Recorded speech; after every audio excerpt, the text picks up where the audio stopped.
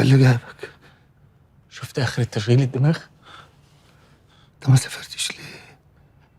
طمني، انت كويس؟ انا كويس ايه؟ امشي. انت مش قلت لي هتطير على شرم؟ امك انا هتصرف. اوعى تكون عايز تفتح بطنك. انت مش زيي يا صبحي، مش زيي. روح شرم. امك امانه في رقبتي. يا غبي، الفندق اللي انت هتروح لو عرف ان في علامه في اسمك او انت بطنك مفتوحه مش هيقبلوك، مش هيقبلوك. انت قلت لي هتصرف يا شوقي وفي الاخر ما عملتش حاجه. خلاص، هي جايه. يلا لا يلا. لفت ورجعت لي. يلا لا، ما تفتحش بطنك، انا افتحها. انت لا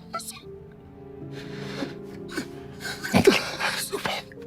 سافر شرم، يلا يلا روح، يلا روح انت. ياخدوا كليتي ياخدوا كليتين، انت لا. امشي يلا، امشي يلا.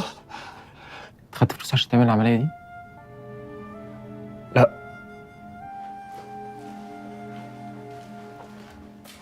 يتعمل له تحاليل كاملة، كل تحاليله تتعاد.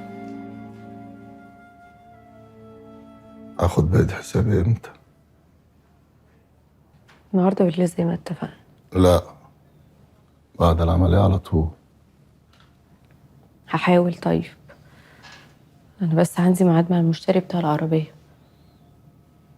بعدها هديك فلوسك.